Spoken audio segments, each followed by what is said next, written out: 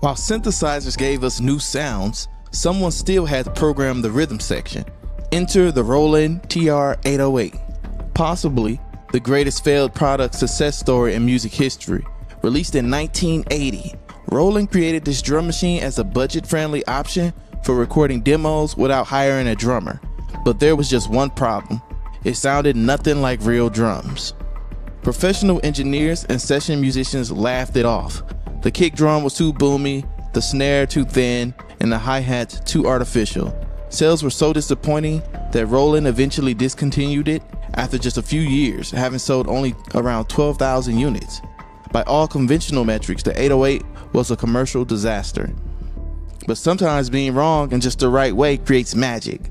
The 808's distinctive bass drum, that's deep, powerful boom that most drummers hated, caught the attention of early hip-hop producers who weren't looking to recreate a studio drummer sound. They wanted something that would shake the rooms and cut through the radio static. African Bambaataa changed everything with his 1982 track, Planet Rock. He embraced the 808 synthetic quality and cranked that artificial bass drum to create something entirely new. The track became a blueprint, demonstrating how these bad drum sounds could become the foundation for revolutionary music that didn't try to mimic traditional, but instead forged new sonic territory.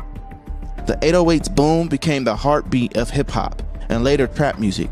Those fake drums found their true purpose in genres that celebrated their artificial nature rather than hiding from it. What's wild is that the very characteristics that made the 808 a failed, its unrealistic sound, is exactly what made it a legend. While this electronic rhythm revolution was happening, another game-changing technology emerged, the sampler. Unlike drum machines that generated sounds electronically, samplers could record snippets of real-world audio and allow musicians to manipulate and repurpose them. Early pioneers used massive, expensive machines like the Fairlight CMI that cost as much as a house, putting this power solely in the hands of established studios and wealthy artists. But the real democratization came from when Roger Lennon designed the MPC 60 for Akai in the late 1980s. This revolutionary device combined sampling technology with a drummer-friendly interface featuring 16 pressure-sensitive pads. Instead of programming notes on a keyboard or drawing them on the grid, producers can now physically play their samples by tapping these pads with their fingers. The MPC represented a massive shift from previous machines. It wasn't just more affordable, it was more intuitive. Its design recognized that making beats was a physical, rhythmic act. You can feel the music as you created it. This tactile approach made production accessible to people who might not have had formal musical training, but had an innate sense of rhythm and creativity. What happened next was nothing short of revolutionary. Suddenly, if you had an 808 or MPC, you could be a one-person production house. You didn't need access to expensive studio time, session musicians, or traditional music education. A kid in the Bronx with just these tools could create tracks that competed with major label productions. This accessibility completely transformed who can make music. People previously locked out of the industry by financial barriers, lack of connection, or limited access to traditional music could now express themselves musically. The tools that professionals initially rejected as inferior became the foundation for entirely new genres and approaches to music making. The impact was especially profound in hip-hop, where sampling became both a technical method and a cultural practice. Producers could dig through crates of old records, finding forgotten soul breaks or jazz riffs, and breathe new life into them by chopping them and looping them and layering these samples with 808 drums. This practice connected past musical traditions with new form of expressions, creating a rich dialogue between eras. As those crate-digging producers were flipping samples and creating new beats, something revolutionary was happening inside our computers.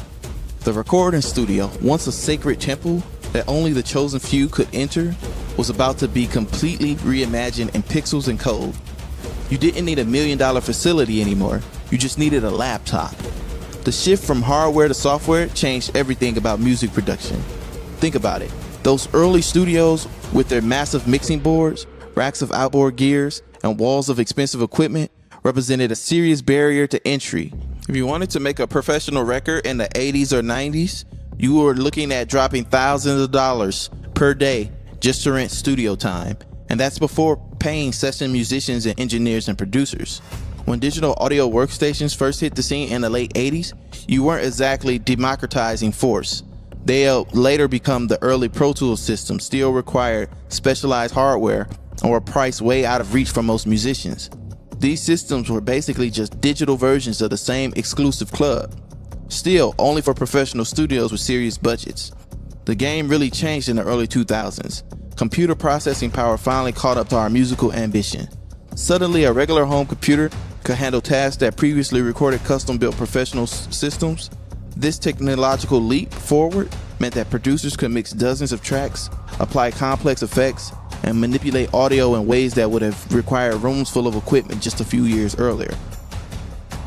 This is when we saw programs like FL Studio, which many of you might remember as Fruity Loops, Ableton Live, and Apple's GarageBand, completely flipped the script on who could make professional sounding music.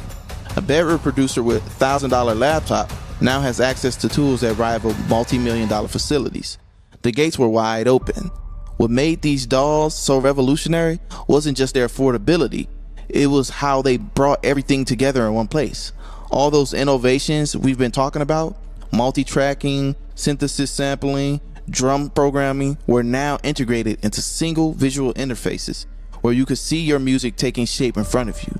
You could draw in notes, cut and manipulate waveforms, apply effects, and mix your tracks all within one program. The visual nature of DAWs made music production more intuitive. Instead of having to understand the complex signal routing of a physical studio, you could literally see how your audio was flowing. You could drag and drop samples, visually edit performance, and make precise adjustments that would have required specialized training and equipment in the past. The economic impact was huge. Before DAWs, musicians had to work under a constant pressure of studio clock.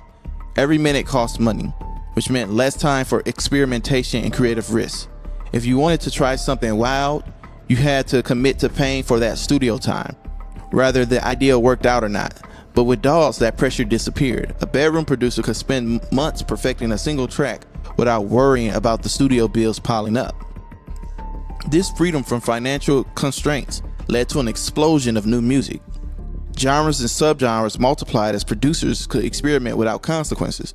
Electronic music in particular flourished in this environment, with new styles emerging seemingly overnight as producers pushed their software to new limits.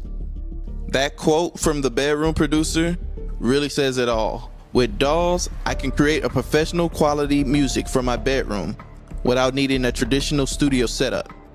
This wasn't just about convenience, it represented a fundamental power shift in the music industry.